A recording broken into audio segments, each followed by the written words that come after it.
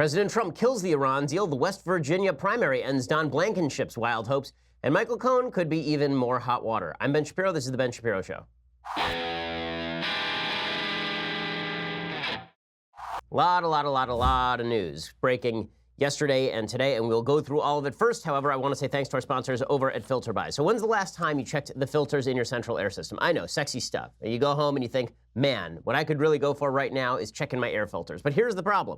If you don't, you could not only be breathing a bunch of gunk, you could also be destroying your HVAC system, which could lead to thousands of dollars in repairs. So stop procrastinating and visit my friends at FilterBuy, America's leading provider of HVAC filters for home and small businesses. They carry over 600 different filter sizes, even custom ones, all shipped free within 24 hours. They're manufactured right here in the United States. We use them here at the Daily Wire offices. We use them at the Shapiro household as well. FilterBuy offers a multitude of MERV options, all the way up to hospital grade. So check your system specifications so you can pick the right option, maximize efficiency, and elevate the quality of the air that you breathe. And they also have an auto delivery system. And that means that you never need to think about air filters again. So instead of you sitting around and musing about air filters, you just order them and then they show up when they're supposed to. They show up at your house and you save 5%. So save money, save time, and breathe better with filterbuy.com. That's filterbuy.com. Again, filterbuy.com. There's a reason we use it here at the office. There's a reason that I use it in my house. Filterbuy.com. Go check it out right now. Okay, so the big news from yesterday is that President Trump has now revoked the Iran deal. And this, of course, was supposed to end the world.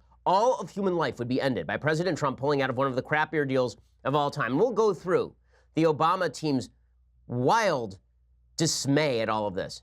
I mean, the crying, the sobbing could be heard for miles around from President Obama's house in Georgetown.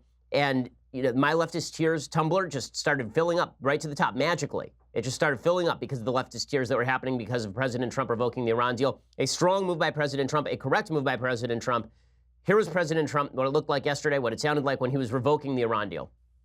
Not only does the deal fail to halt Iran's nuclear ambitions, but it also fails to address the regime's development of ballistic missiles that could deliver nuclear warheads.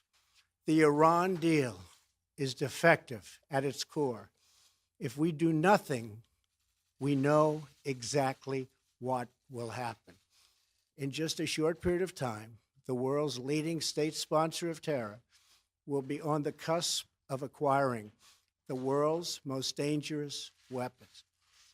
Therefore, I am announcing today that the United States will withdraw from the Iran nuclear deal. Okay, so here's the reason why this is great. Okay, what President Trump is basically doing is he's saying, listen, Iran, you can have a nuclear program or hopes, aspirations toward a nuclear program, or you can have an economy. You cannot have both. Because what this effectively is going to do is snap back sanctions. Now, it's possible Congress may have to pass new sanctions, but that will happen. Congress will pass new sanctions against Iran. Already, foreign companies that do business with Iran are being put in the crosshairs of the U.S. Financial system.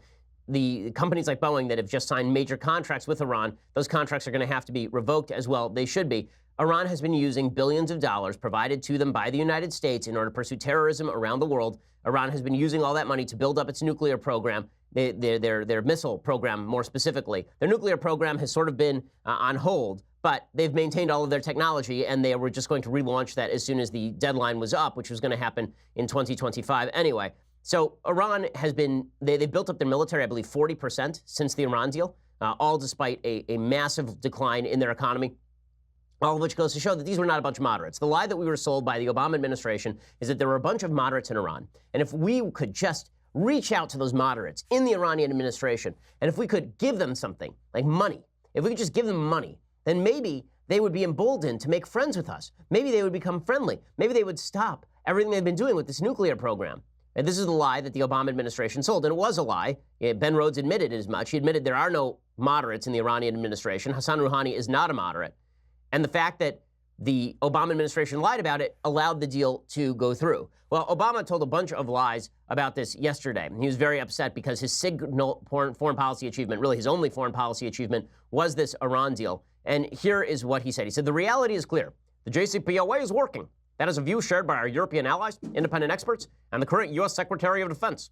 The JCPOA, that's the Joint Joint Coalition Agreement, is in America's interest. It has significantly rolled back Iran's nuclear program. It has not significantly rolled back Iran's nuclear program. All it has done is put it on hold briefly while Iran takes all of that money and builds up all of their other capabilities. Obama made sure that the Iran deal did not include restrictions on funding of terrorism or development of ballistic missile technology.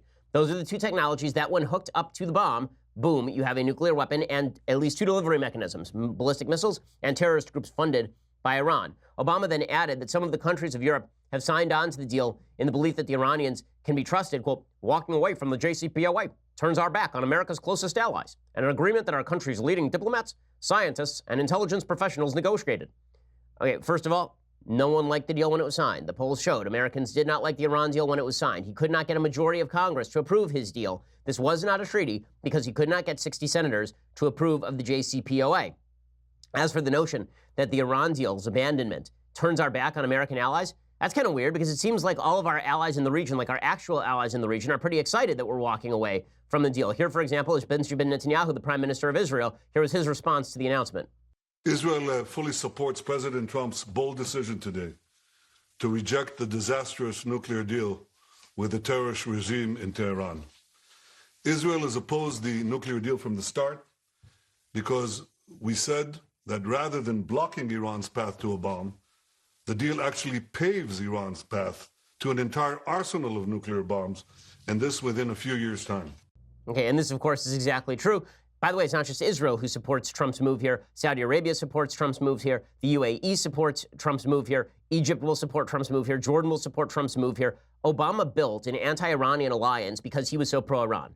This was the unintended consequence of Obama's foreign policy. From 2007 on, Barack Obama was pursuing a foreign policy. He wanted a foreign policy that made Iran a regional power. This caused Saudi Arabia and Egypt and Jordan to look at Israel and say, we might need to make common cause with the Jews in order to fight off the Iranians. And that's exactly what has happened. Okay, Obama is still out there defending the deal, of course. He says that the agreement was an agreement between my administration and the Iranian government, and look at all these other countries who are mad. Well, how about the fact that this was an agreement that was not approved by Congress in the first place? Again, a treaty must be approved by 2/3 of the Senate. Okay, it is not something that can be done just because the President of the United States signs a piece of paper, which is the reason that Trump could simply come out and rip up the piece of paper in the first place. Okay, Obama also argued that the JCPOA had worked in rolling back Iran's nuclear program. That is not true in the slightest. David Albright is the president and founder of the Institute for Science and International Security. He told Bloomberg after Israeli intelligence retrieved a warehouse full of documents related to the Iranian nuclear program, quote, the most significant thing is that this is a warehouse collection intended to be used later for reconstitution. They could have destroyed those documents, but these were being carefully protected and hidden with the intention to reuse them when they launched their weapons program. In other words, Iran is already looking at the possibility of ramping up their nuclear program, and as soon as this deal was killed, as soon as Trump said the deal was over, the Iranians immediately responded by suggesting that they were going to restart their nuclear program and also fund more terrorism.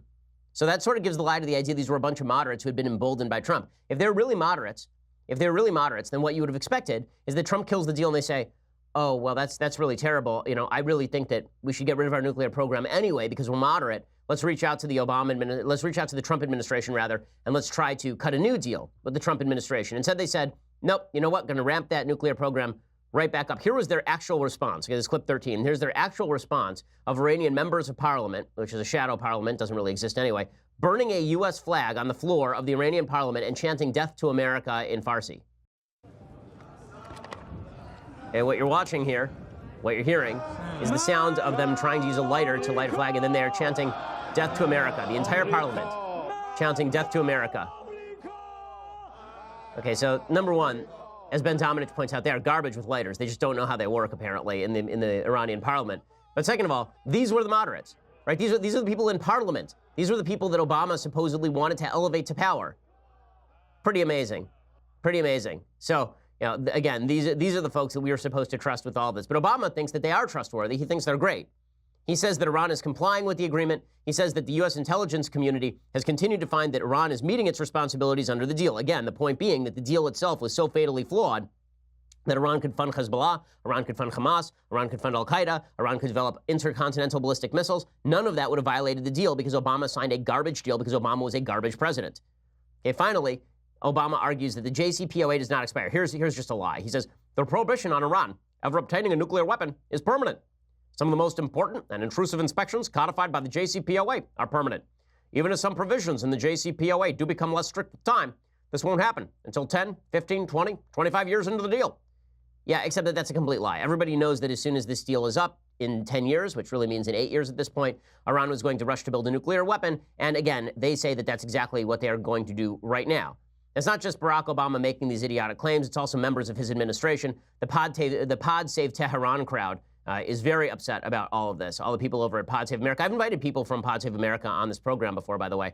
They are not interested. I'm not surprised. But it's not just Obama. It's all of his former lackeys who are very, very upset about this. Samantha Power tweeted. She's the former UN ambassador. She tweeted, quote, "I will never forget the dark cloud that hung over the White House in the years Iran was advancing nuclear program and Obama was briefed on all the risks of using military force. Trump has demolished America's credibility and paved the way for Iran to restart its nuclear program." First of all, there's this really weird nostalgia that Samantha Power is talking about where, there was a dark and terrible time when Iran was a threat to the world. And then came the Iran deal, and the Iran deal solved all the problems. Okay, let's be real about this for a second. Samantha Power is a person who wrote a book, it made her famous, all about why the U.S. could not stand idly by during genocides. She then presided over a Syrian policy that resulted in the slaughter of 500,000 human beings in Syria, and she strengthened the regime that backed the Syrian regime, namely the Iranian regime. So, oh, how terrible. Those dark days when Iran was a threat to Iran's still a threat to the world. Iran's been more of a threat to the world since the JCPOA than they were before the JCPOA. Iran has increased its development of ballistic missile technology. They've increased their funding of terrorism. They've increased their military budget. They've continued to back Assad. They've taken over Lebanon. They've pushed Hamas into prominence again. They've pushed, in Yemen, Iranian-backed parties into power. And yet, Samantha Power thinks that Trump is the real problem here. Then there's Ben Rhodes, the former Obama national security aide. He tweeted, quote, "One tragicomic element of Trump's presidency is the more he tries to tear down Obama's legacy, the bigger he makes Obama look." First of all, Ben Rhodes is a former fiction writer who wrote fiction on the Iran deal. I mean, he's the one who went out and admitted to the American public that he lied over and over and over about the Iran deal, and that so had Obama talking about moderates in Iran. In a second, I'm going to play you the inspiring words of John Kerry, whose face is in a stage of full-on collapse. It's like, as a former friend of mine used to say, his face looks like it's a mudslide in the Hollywood Hills. Well, we'll get the latest from John Kerry in just a second. First, I want to say thanks to our sponsors over at Wink. So, if you are a backer of the Iran deal, you need a drink right now. And if you're not a backer of the Iran deal, you also need a drink right now because, hey, you could use a drink. Pop one open. Well, that's what Wink is for. Wink, W-I-N-C, is a great resource. They make enjoying downtime a lot easier because they make it easy to discover great wine. Wink's wine experts select wines matched to your taste, personalized for you, shipped right to your door, and starting at just $13 a bottle. There's nothing like coming home to a box of delicious Wink wine selected for you. It is the best day of your month. People around the office, we had a taste test here at the office. Suffice it to say, our employees were very happy that day. Fill out Wink's palate profile quiz. Answer simple questions that your average store clerk would not ask or translate into a recommendation. Questions like, how do you take your coffee? And how do you feel about blueberries? And then they recommend a wine just for you. This is also great if you have to go to a party and bring a wine and you don't know the difference between wine and Kool-Aid. Well, Wink can make sure that you bring the best bottle of wine to that party. And every month there are new delicious wines. They have an insanely popular summer water rosé right now. No membership fees. You can skip any month. You can cancel anytime, and shipping is covered. And if you don't like a bottle they send you, they will replace it with a bottle that you do love. No questions asked. So, discover great wine today. Go to trywink.com/Ben. That's trywinc.com/Ben. You get $20 off your first shipment. That's trywink.com/Ben to get $20 off your first shipment. Again, it's trywink.com/Ben. Go check it out. Use that /Ben so they know that we sent you. Okay, so John Kerry, who had been spending the last couple of weeks running around the globe trying to gin up support for this garbage deal, he was very upset yesterday, and here he was ripping into President Trump. John Kerry reporting for duty. What the president has done by withdrawing unilaterally is place the United States in breach of this agreement. He has literally taken a situation where there was no crisis and created crisis by transferring to Iran sanctions that were meant with respect to the nuclear agreement itself. That what the president has done is unilaterally broken a multilateral agreement that was working to prevent Iran from having a nuclear weapon. Garbage piece of crap Secretary of State. I mean, he's just a terrible Secretary of State. Trump had every right to do this. You know why? Because you and your garbage administration decided to push this agreement through without the approval of the American public or the Congress. End of story. Okay, Congress has final say on treaties. You decided to go it alone, and guess what? That's how it works. If you sign an executive order, Trump can reverse that executive order. And if you sign an agreement without the permission of Congress, then Trump can revoke that too. And that's exactly what Trump did yesterday. So good for Trump. Good for Trump. And John Kerry, by the way, was one of the worst secretaries of state in American history. Just really an awful secretary of state. Look at the breakdown on the global stage of America's credibility. Trump restored that credibility yesterday. He didn't finish that credibility. He didn't hurt that credibility. He helped restore that credibility in the first place. The reason he helped restore that credibility is very simple. America's credibility was shot. We had lied to our own people in order to promote Tehran. And now Trump said no more. And you can see the effect of this, okay? And I'll show you that you can see the effect of this. Here's how. Okay, so today, Mike Pompeo is going to return to the United States with several detainees from North Korea. And so the line was supposed to be that Donald Trump was going to blow up the world. Donald Trump was going to lead to nuclear proliferation everywhere. Donald Trump was going to lead to conflagrations that would consume millions of human beings. And the latest indicator of this was that he pulled out of the Iran deal and that North Korea would therefore say, well, we can't trust the United States to keep a deal we sign with them. Therefore, we must pursue nuclear weapons right now. Except that's not what's happening, is it? That's not what's happening in the slightest. Instead, it turns out that North Korea is trying to cut a deal with President Trump. You know that crazy President Trump, that threatening President Trump, that President Trump who just pulled out of the Iran deal? And North Korea is now trying to cut some sort of deal with President Trump. The latest evidence being that Mike Pompeo, the Secretary of State, a good Secretary of State, unlike John Kerry, is on his way to North Korea, and he is expected to return with 3 Americans detained in North Korea. Okay, 2 of the detainees, Tony Kim and Kim Hak-sung, have been held since 2017. The 3rd detainee, Dong-chul Kim, was arrested in October 2015 and sentenced to 10 years in prison with hard labor for espionage. Pompeo said he'd be meeting with senior North Korean leaders. He didn't know if he'd be meeting with Kim. He said, we're prepared to meet with anyone who is speaking on behalf of the North Korean government and can give us solid answers, so we're prepared. I do have to say that the funniest part of this particular story is that 3rd detainee, Dong-chul Kim, right, he was arrested in October 2015. And he's presumably been held in solitary confinement. He's been held away from the world. Imagine his reaction when he arrives in the United States and is met on the tarmac by President Donald Trump, right? He has no idea that Trump is president. It's going to be amazing. He's going to get off the plane and Donald Trump's going to be like, hello, I'm the president now. And he's just going to be like, what? But that's the guy who freed him, right? Okay, that's the guy who got him free. And again, this is the entire point. All the foreign policy geniuses, all the diplomats, they said Donald Trump is going to blow up the world. Just like George W. Bush, they're all cowboys, all these cowboys. The only example in the recent past, maybe North Korea now, that'd be the other one. The only example in the recent past of a country voluntarily giving up its nuclear weapons would be Libya during the Bush administration. The reason they gave up their nuclear weapons is because George W. Bush invaded Iraq and took down Saddam Hussein, and the American military destroyed Saddam Hussein's military in 3 weeks. And Muammar Gaddafi said, oh boy, that's scary. What if I just hand over this yellow cake to you right now? And the United States said, all right, sure. It turns out that dictators who are scared operate in ways that are much more conducive to the American public interest than dictators who are emboldened. Do you think the Iran deal emboldened dictators, or do you think that the Iran deal made them more afraid of American military might? Do you think that it made them afraid of America's commitment, or do you think that it made them seek America's pusillanimous surrender? Pretty obvious which is which. Because if you were a country pursuing nuclear weapons, you would look at Iran and say, look, I'm going to pursue nuclear weapons as well, because Barack Obama will sign any deal with me. I can make any lie that I want. He will hand me any amount of money. And then in 10 years, I can do what I want anyway. So why the hell not? Right? You think that North Korea wouldn't accept Obama's deal if Obama had put his deal on the table for North Korea? You think that North Korea wouldn't have said, listen, you lift all the sanctions, you give us hundreds of billions of dollars, and we'll promise, we'll cross our fingers and hope to die, we'll cross our hearts and hope to die, that we'll get rid of that nuclear program, Mr. President. Don't worry, we'll take care of it. Do you think that they wouldn't have accepted that deal? Of course they would have accepted that deal, and they would have been lying. They accepted the same deal from Clinton, they accepted the same deal from George W. Bush, and they would have accepted it from Obama anyway. Okay, but with Trump, they don't get to accept that deal, I hope. Right? We hope that President Trump is a stalwart with regard to North Korea, as he has been with regard to Iran. But it's pretty clear the North Koreans think that they're going to have to do something to please President Trump, which is the reason that they just released 3 North Koreans. Remember, the 3 American citizens from North Korea. Remember, that's 3 American citizens released from North Korea under President Trump. Remember that Otto Warmbier was killed in North Korea. President Trump was the president. President Obama was the president when Otto Warmbier was taken into custody in North Korea, and he did nothing. 0 things. None. Okay, Otto Warmbier was given back to the United States after he was effectively brain dead, only after Trump took office. So clearly there's a bit of a math change here. Trump has changed something. And you know that I'm not a guy who idly gives credit to President Trump, but he gets a lot of credit for what he just did on the Iran deal. And so far, what he's been doing on North Korea, it's showing results. Now, I'm still skeptical that something great comes out of it, but we will find out.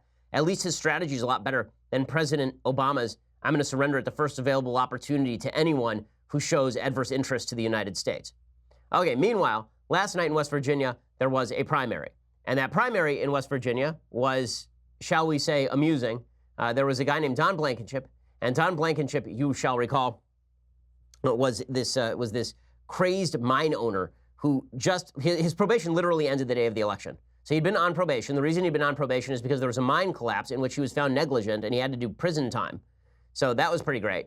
And in just a second, I'm going to explain to you how that West Virginia primary went down. First, I want to say thanks to our sponsors over at Policy Genius. So 80% of people think life insurance costs double what it actually costs. Not only that, almost 100% of people think buying life insurance is a pain in the butt. The truth is, a healthy 35-year-old can get $500,000 in coverage for less than $30 a month. And getting life insurance doesn't actually have to be complicated because there is Policy Genius, okay? You need to go buy life insurance right now. Like, there are a lot of terrible stories about terrible things happening to people and the family being left bereft because the person who died didn't bother going to get life insurance. If you're a responsible person, you will right now pause this podcast, pause this show, and you will go get your life insurance from Policy Genius right now. It's the easy way to compare life insurance online. In just 5 minutes, you can compare quotes from the top insurers to find the best policy for you. They've helped over 4 million people shop for insurance and placed over $20 billion in coverage. And they don't just make life insurance easy. They also do disability insurance, renter's insurance, health insurance. If you care about insuring it, they can cover it for you. So if you've been thinking about getting that life insurance, go to policygenius.com. It is the easy way to compare top insurers and find the best policy for you. You'll be saving time, money, and hassle, and it is indeed free. Policygenius.com. Policy Genius. Comparing life insurance does not need to be a pain in the butt. Okay, so as I mentioned, the West Virginia primary happened yesterday, and Don Blankenship goes down in absolute flames. So Don Blankenship was, of course, this mine owner in West Virginia who had cut an ad suggesting that Mitch McConnell was, in fact, Cocaine Mitch, which would be amazing. If Mitch McConnell were on coke, that is the least effective coke of all time. I mean, just saying, Mitch McConnell, that dude's a turtle. And if you think that Mitch McConnell is, if that's Mitch McConnell on a high, I'd really hate, I mean, he'd be dead, right? I mean, then the answer would be that without cocaine, he'd be dead if you're really Cocaine Mitch. But in any case, Don Blankenship had called him Cocaine Mitch, and then he had suggested that McConnell's campaign was funded by China people, which was great. And there was a debate in which Blankenship apparently did pretty well, and there were a couple of polls that were leaked to the press. Now, the problem was the polls leaked to the press about Blankenship didn't have any underlying details. So it's quite possible that it was Blankenship's rivals in the race who were leaking those polls out in order to drive down Blankenship's numbers, saying, okay, well, Blankenship might win. That means everybody has to show up because Blankenship is a crazy person. Well, Blankenship got blown out by double digits. He finished with about 20% of the vote. And this led Mitch McConnell to actually tweet out, this is pretty funny, to actually tweet this out. Thanks for playing, Don. And it's a picture of Mitch McConnell surrounded by cocaine. To understand this joke, you have to have seen the show Narcos on Netflix, because here's the actual poster for the show Narcos on Netflix. So Narcos is about the distribution of cocaine by Pablo Escobar. So they just photoshopped Mitch McConnell into Pablo Escobar's body, basically. The slogan for Narcos, by the way, is there's no business like blow business. So Mitch McConnell trolling Don Blankenship. Now, is it appropriate for Mitch McConnell to do that? Probably not. Is it funny? Yeah, it's kind of funny. And again, I can't blame Mitch McConnell too much since Don Blankenship had suggested that Mitch McConnell's wife was a China person. I don't even know what that means. But there are a couple of instructive things about the Blankenship race. Okay, so number one, Blankenship lost for a couple of reasons. One is clearly a nut, but also it is true that Blankenship had no shot of winning in a general election. Now, people said the same thing about Roy Moore, but the truth is that sans the allegations about Roy Moore in Alabama of going after 14-year-old girls, Roy Moore would have won that race walking away, despite all of his toxic views, despite all of the things that he had said in the past. Don Blankenship, it was pretty clear that he wasn't going anywhere. Roy Moore probably was going somewhere if it had not been for that late-breaking scandal.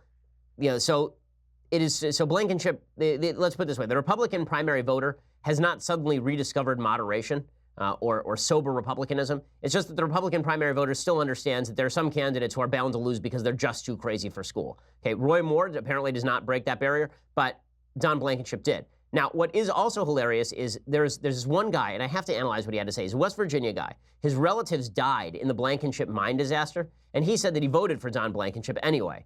Why do you vote for Don Blankenship? Because this. You had cousins who died in that mine disaster. Three of them. Three of your cousins died in that mine disaster, and you're going to vote for Blankenship. Exactly. I want an honest crook, and that's Blankenship. Okay, so I think there's a lot to this. I want an honest crook, and that's Blankenship. Americans are so cynical about politics right now that they would rather have somebody who is obviously a gangster in a position of power than somebody who pretends to be genteel and they think is secretly doing something on the sly. Right? So they'd rather have somebody who's just a crook outright than somebody who they think is hiding the ball. I think that this is the 2016 election in a nutshell. I think a lot of people saw that Donald Trump was Donald Trump, and they were like, okay, at least the guy's an honest crook, or at least Donald Trump is an honest Donald Trump. If not a crook, then Donald Trump's Donald Trump. Like, the guy is the guy. But Hillary Clinton, you don't know what she's doing behind closed doors because everything she says is a lie. So honesty, authenticity now go a long way in American politics. The question is whether we've gone so far that utter cynicism means that nobody, even a sincere, decent person running for political office, can be trusted. And we may be on the brink of that. We may be at the point in American politics where anyone who is decent is seen as insincere. That anyone who is not a crook is seen as actually a crook in disguise. If that's the case, if we've really gone that far in American politics, it's going to be very difficult to elect anyone of decency ever again. And I think it's a misread. I think there are politicians who are honest. I mean, off the top of my head, I think Senator Mike Lee from Utah is an honest guy. I think he's not a crook, and I think he's a sincere guy. And I think there are a bunch of people in Congress like this. I don't think they're all bad folks. I think the lie that everyone in Congress is obviously corrupt, and they're all hiding, and they're all attempting to gain personally. I don't think that's true. And the problem with an honest crook is that an honest crook is still a crook. An honest crook is still going to screw you. You can trust that they're going to screw you, actually. Right? Bill Clinton was an honest crook, and he did exactly that. Right? He was happy doing exactly that. The widespread feeling of corruption has some pretty significant impacts on American politics. It also leads to suspicion where none may be warranted. If you think everybody is corrupt, Donald Trump was fond of saying this during the campaign. He used to say he had this sort of world-weary attitude toward politics. If you've ever seen The Godfather Part 1, there's the scene where Michael Corleone comes back from Italy, and he had formerly dated Kay, Diane Keaton, the worst actress in human history, and he had formerly dated Kay, and he comes back, and he's having a conversation with Kay, and he's talking about how he wants her to marry him, and she says, but you're a gangster, and he says, well, Kay, the senators have people, she says, senators don't have people killed, presidents don't have people killed, and Michael says, don't be so naive, Kay. Okay, well, it's a good line, but it's also not true. Senators don't routinely have people killed. Okay, the reality is that when a senator does kill someone like Teddy Kennedy, it has pretty significant impacts on their public life. Senators do not have the power to have people killed. Governors generally do not have the power to have people killed. Huey Long might have been maybe the one exception, but it's not a typical thing in American politics. That would be crook Russian gangster politics. It is not true in the United States that you have to worry about you oppose Senator Kamala Harris in California and there's going to be a dead fish on your doorstep the next day. But Donald Trump had this view of politics. The problem is if all of America has that view of politics, then everybody is going to assume that there's corruption behind everything. And that actually redounds to Donald Trump's detriment now that he is a politician, now that he's president of the United States. So as an example, Michael Cohen is Donald Trump's personal lawyer. And there are a bunch of allegations out today from Michael Avenatti. Michael Avenatti is the lawyer for Stormy Daniels, that Donald Trump's personal lawyer engaged in something deeply corrupt. Now I'm going to tell you the details. There's no evidence that any of this was actually corrupt. There isn't. Okay, you can think that it was corrupt. You can suspect that it was corrupt. Maybe further evidence will show that it was corrupt. But everybody immediately jumps to conclusions that there was corruption going on, even when there is no actual line connecting the dots. So here is what we know. The Daily Beast has now confirmed that Donald Trump's personal lawyer, Michael Cohen, received hundreds of thousands of dollars from a company connected to Russian oligarch Viktor Vekselberg. Okay, so this guy is apparently connected to Vladimir Putin. The allegations were initially made by Michael Avenatti, that's Stormy Daniels' his lawyer. Okay, so apparently a source familiar with the matter confirmed it. There's a dossier published by Avenatti on Tuesday evening, and here's what it said.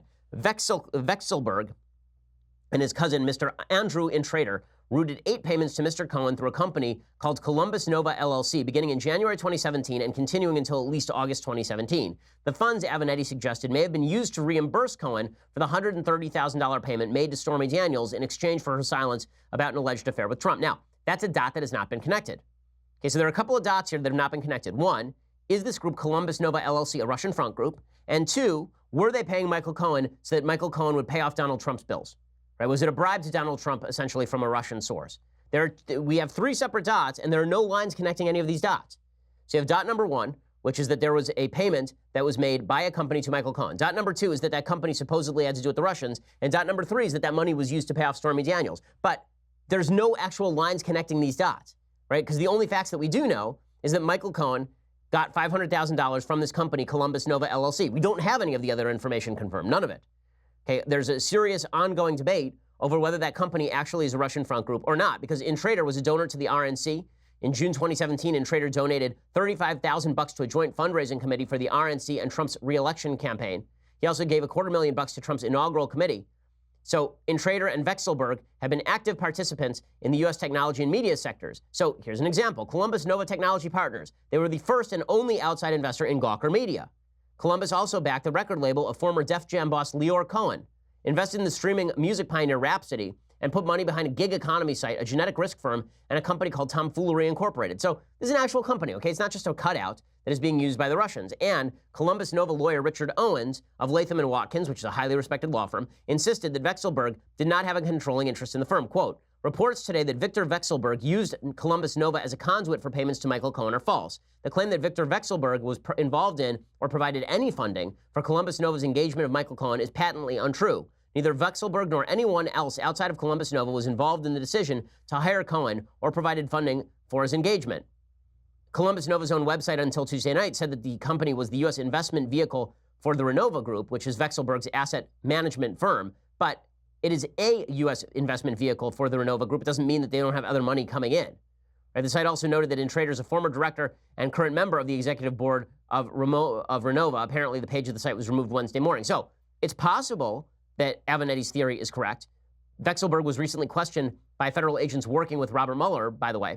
CNN reported that the queries involved the oligarch's payments to Cohen, but there's no hard evidence that this connection has actually been made yet. But because everybody assumes the worst about everybody in politics, the assumption has to be that Michael Cohen did something deeply, deeply wrong. Okay, in just a second, I'm going to show how this also hurts Michael Cohen with regard to AT&T, which is supposedly paying Michael Cohen as well. First, I want to say thanks to our sponsors over at Legacy Box. So Mother's Day is coming up, and you're trying to figure out what to get for your mom. So you can get her flowers, which would be great. You should. And you should get her chocolates. You should do all those things. But I think that the best gift that you can get for your parents is preserving their memories, because honestly, that sort of stuff tends to fade into the woodwork. It goes in the garage. It gets buried under piles of crap. You know, it's in your phone, but it never gets printed out. Well, this Mother's Day, what you can do is give your mom the gift of Legacy Box. Okay, Legacy Box takes all your old VHS and camcorder for tapes, films, photos. It converts them into perfectly preserved digital files. So instead of all of this garbage in your garage, now you have it all available on a thumb drive or a DVD. You can access it anytime you want. If there's a fire at your house, you just grab the DVD and you go. Right? Everybody has always asked, what would you grab in case of a fire? And the answer always is photo albums. Well, instead of you having to schlep photo albums out of the house, you've already got the thing right there on your keychain. Right? All your memories are right there on your keychain. They've made it simple and safe over at Legacy Box. You send in your old pictures and home movies, and they put them on a thumb drive or DVD. And then you can sit around and watch those precious memories flash across the screen. 400,000 families have used Legacy Box to create over 3 million DVDs filled with countless special memories. So this Mother's Day, you ought to go over to Legacy Box, and Legacy Box is offering a one-time chance only to save 50% at legacybox.com/Ben. So special Mother's Day deal, legacybox.com/Ben for that deal, legacybox.com/Ben. We've used it at the Shapiro household. I preserved some memories for my parents. It's just, it is so good.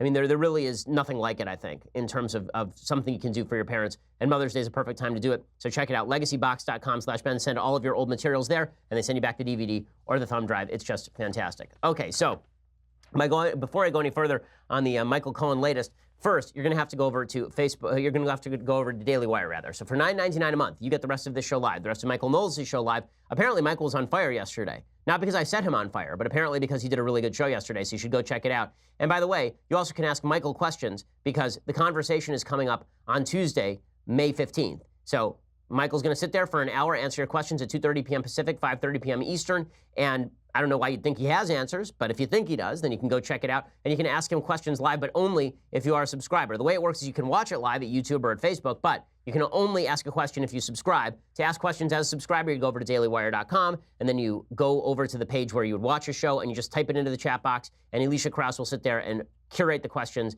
and ensure that he has asked all of your best questions. So you can check that out with the subscription. Also, you want the annual subscription, you get this, the very greatest in beverage vessels, the Leftist Tears Hot or Cold Tumbler. It is cheaper than the monthly. It is $99 a year, and it is well worth the price because, as I say, after that Iran deal thing, it just fills up automatically with leftist tiers. I mean, Trump is creating all sorts of them on a daily basis. If you just want to listen to the show later, head over to iTunes, head over to YouTube, check us out, leave us a review. Please subscribe. We always appreciate it. We are the largest, fastest growing conservative podcast in the nation.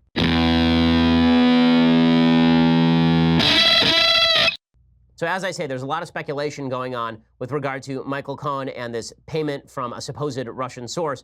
According to the Daily Beast, if Michael Avenatti, Stormy Daniels' lawyer, if his analysis is correct and the payments violated federal banking law, then Cohen could be in serious legal jeopardy. There are reportedly concerns in the president's inner circle that Cohen could begin cooperating with investigators and maybe he would flip on Trump. Now, what would he have to say about Trump if he flipped on Trump? Who knows? I mean, the answer is who knows? I mean, there were rumors yesterday from New York Magazine that seem not completely illogical, that the story about Elliot Broidy, who is the former RNC chair, that Elliot Broidy, you recall he was also using Michael Cohen as a lawyer, and the suggestion was that he had paid off a Playboy playmate $1.6 million to go get an abortion. He had to resign his slot at the RNC, and he had used Michael Cohen as the go-between. There was a story from New York Magazine suggesting that maybe it wasn't actually Broidy at all. Maybe Broidy was taking the fall as a cover-up for Trump. I don't know that that's supported. I don't see any evidence to support that as of yet. But if Cohen flips, that could be a serious problem. But again, I don't know that the evidence is there yet that Cohen was actually paid off by the Russians to help out Trump or anything like that, or that he did anything illegal. Speaking of other non-illegal activity that is apparently deeply disturbing to everyone, AT&T confirmed Tuesday evening that it paid Trump's personal lawyer, Michael Cohen, in 2017 for, quote, insights into understanding the new administration. The payments were revealed in a document published by Stormy Daniels' attorney, Michael Avenatti, Tuesday afternoon. Avenatti alleged that Essential Consultants, a shell company set up by Cohen before the election to pay Daniels, was paid by several corporations, including AT&T. At the time, AT&T was seeking government approval for its acquisition of Time Warner, CNN's parent company. A document released by Avenatti stated that Essential received $200,000 in 4 separate payments of $50,000 in late 2017 and early 2018 from AT&T. AT&T said no. Essential Consulting was one of several firms we engaged in early 2017 to provide insights into understanding the new administration. They did no legal or lobbying work for us, and the contract ended in December 2017. Okay, but here is one of the problems. Okay, so all of this may not be illegal. It may turn out that none of this is illegal, that paying Trump's lawyer to talk to them about what Trump thinks is not illegal, but it does stink, doesn't it? I mean, there's something about this that stinks to high heaven. The AT&T thing, to me, is more disturbing than the reports about this firm paying Michael Cohen $500,000 until we know more about the firm and whether it in fact was a Russian front group. But AT&T handing over $200,000, and apparently that number might be higher, to Michael Cohen for nothing better than, please advise us on how President Trump thinks. You can buy Newt Gingrich's book for $11. No, you don't need Michael Cohen to do that. This looks like influence peddling by Michael Cohen. Now, does that count formally as bribery? No, it doesn't, but it is certainly swampy stuff. It is swampy stuff. And it's precisely the sort of stuff that Trump used to rail against when he said that he was there to drain the swamp. So Michael Cohen is a swamp creature. President Trump needs to extricate himself from the swamp as fast as humanly possible. I know that he's used to operating inside a different sort of swamp, the swamp of New York real estate, where you have to cut deals with concrete manufacturers, wink, wink, nod, nod, in New Jersey in order to get things done. But it is time for Trump to cut the cord on all these folks. He should have cut the cord on Michael Cohen a long time ago. And the fact that Michael Cohen was taking a bunch of money from AT&T while AT&T was under the scrutiny of the Trump administration does not look good. It's not a good look for Michael Cohen. Again, that doesn't mean that everything here was illegal, but it does mean that there's some stuff here that should at the very least be somewhat troubling if you believe in honest, open government that is anti-swamp government. That would be, I think, something to point out. By the way, it is worth noting here that Michael Avenatti, who distributed all this information, not clear where he got the information. He could have violated the law himself in order to get all of this information, because where the hell did he get it? Right? Did Avenatti get it from the court? Did he get it from the prosecutors? Was he complicit in a crime in getting these documents in the first place? Everything here is deeply suspicious. Okay. Meanwhile, yesterday there was an article at the New York Times that was, I thought, really interesting. It was an article by Barry Weiss, with whom I'm friendly. She's an opinion columnist at the New York Times, and she, of course, has been put under heavy scrutiny because she happens to be not a lefty. So she is, I think you could best describe her as slightly right of center, Barry, but that's questionable. She might just be center. But she is anti-identity politics, and she is not in favor of yelling at everyone who disagrees with her and calling them a racist. So she wrote a piece yesterday about the so-called intellectual dark web. The intellectual dark web is a group of people like me, Eric Weinstein, Jordan Peterson, Sam Harris, a bunch of people who you're going to hear from in the future, Dave Rubin, people you're going to hear from in the future on this show, right, on our Sunday special. This is the intellectual dark web. People who disagree about everything. People like Michael Shermer, who is an atheist who's slightly to the right of center. People like Brett Weinstein, who is an atheist, who's all the way to the left. We're all part of this so-called intellectual dark web. The only thing that unites us is we don't like identity politics.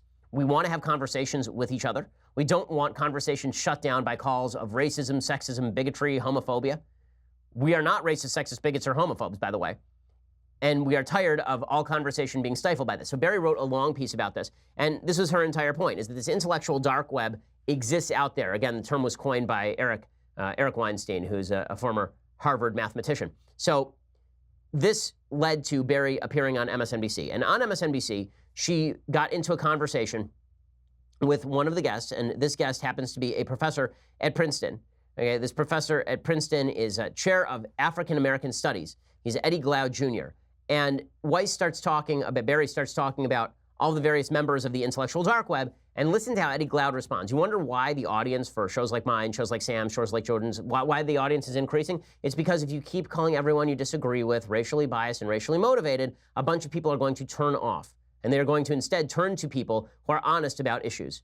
Okay, so here's Barry, and watch what Eddie Glaude says, because this is a great window into the mind of the left. When you talk about Sam Harris and Ben Shapiro in one sentence, I could see the connection between those two. Which is? And having something to do with how they think about race, having something to do with how they think about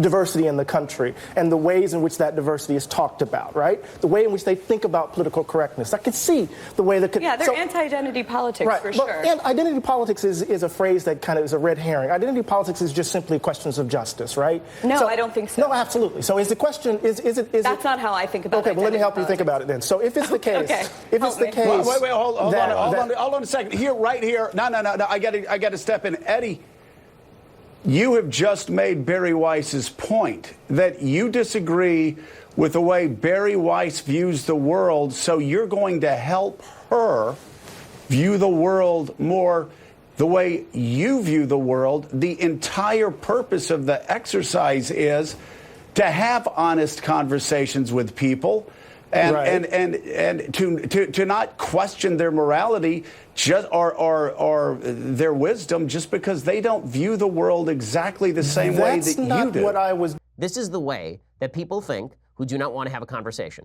They say that identity politics, which says we can judge you by the nature of your ethnicity, by the nature of your skin color, that this is just a question of justice. And anyone who disagrees with that principle, anyone who says that race is something that should be irrelevant to the vast majority of discussions, that reason should be the basis of discussion, not experience, your personal life experience. Anybody who says that is apparently now anti-justice. Right? People like me and Sam, that's what we have in common, is that we're anti-justice. Good for Joe Scarborough, that's exactly right. The reason that the intellectual dark web exists is because the left has forced everyone into a box together. And so fine, if all the reasonable thinkers who disagree on everything are going to talk with one another, that's going to make the country better. Maybe they won't feature us on mainstream media all that often. Maybe they just do an occasional piece in the New York Times on us. Maybe we don't all have slots at MSNBC or CNN.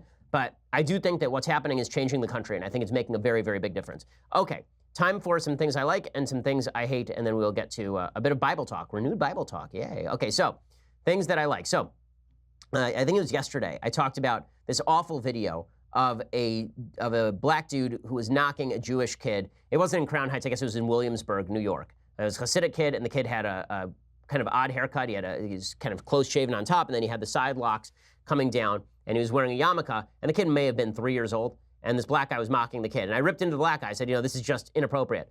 Well, this guy now came out, and he has apologized, and he gave what I thought was a great apology. So good for him. Good for him. When you do something wrong, this is how you apologize. The guy is known on Twitter as Kai James, and he says in the video that he's truly sorry for his actions, and he says there's no excuse for it. Good for him. This is what it looks like when you do something wrong and you're supposed to fix it. Here is Kai James apologizing. I recently posted online a video of me coming at a little kid in regards to his haircut. Off rip, I just want to sincerely apologize to that young boy and his family. I never meant for anybody to get hurt or for this to be taken the wrong way. It was just a joke, and I'm sorry. Like, I'm truly sorry. Like, I think about it every day now. Like, that was really, like, if it was my little brother, you're right. I don't want this to be like a race thing. I have nothing against Jewish people. I have friends that are Jewish. My babysitter growing up was Jewish. It's nothing. Like, I have nothing against Jewish people. That, honestly, right there was just in regards to the haircut only. That was my opinion on the haircut. I have nothing against them. Trust me, they done been through too much. We've been through as much as they've been through. They've been through worse. I don't have no issues with Jewish people. I respect them 100%. They do what they do. They grind. They get it how they get it.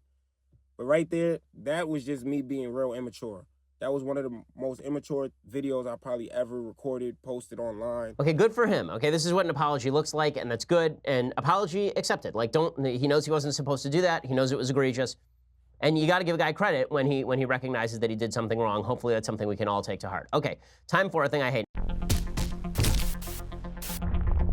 Now, speaking of egregious behavior, okay, people who should apologize, the Denver mayor has a son, okay, and the mayor of Denver's son was stopped by a traffic cop, and he did the one thing that you're not supposed to do. The son of the Denver mayor, his name is Michael Hancock, and the son is named Jordan Hancock. He starts threatening an Aurora police officer who stopped him for speeding, and here is what he had to say to the police officer. That's the mayor, you fat haha. Mayor of what? Yeah, exactly. Don't worry about it. You in Aurora, bud. Yeah, mayor of Aurora. Guess what? I'm about to fire you. Yeah, for what? Yeah, exactly. Don't worry about it. Hey, being blue, whatever. Yeah. Okay. Yeah. I see your dad. And I got exactly. And I got my own. Okay, so he calls the cop an effing bleep, and then he slur for a gay person. He says, "I'm about to get you fired, you effing B-word."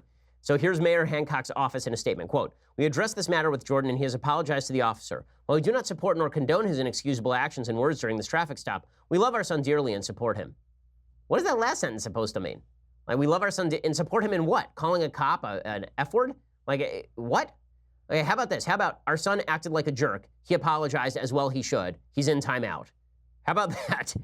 But instead, I guess now we have to defend our kids even when our kids do garbage things. The footage was leaked to the local television station. The Aurora police didn't release the full video, and they said in a statement, "We will be conducting an internal investigation into this matter to determine the circumstances under which the video was released. Any member who is found to have violated departmental policies will be held accountable." So great.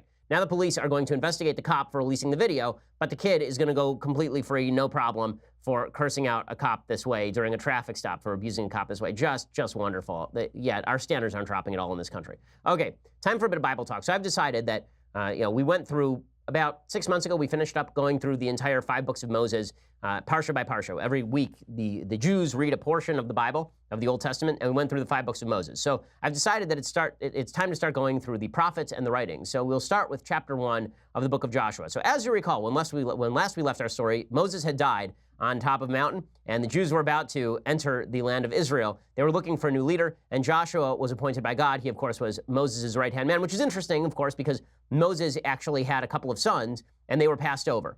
God did not actually choose them because they were not the tool that God needed at the time. So in Joshua 1:7 through 10, Joshua gives a lecture to the Jewish people before they go into the land. He says, "Be strong and very courageous. Be careful to obey all the law my servant Moses gave you. Do not turn from it to the right or to the left, that you may be successful wherever you go. Keep this book of law always on your lips. Meditate on it day and night, so that you may be careful to do everything written in it. Then you will be prosperous and successful. Have I not commanded you? Be strong and courageous. Do not be afraid. Do not be discouraged, for the Lord your God will be with you wherever you go." And then Joshua orders the officers of the people, "Go through the camp and tell the people, get your provisions ready. 3 days from now, you're going to cross the Jordan here to go in and take possession of the land the Lord your God is giving you for your own." Now, what's interesting about this is that everybody always says that Judaism is a theocracy, which is true of virtually every religion. Okay, anytime you have a religion that is also involved in governance, that is a theocracy technically.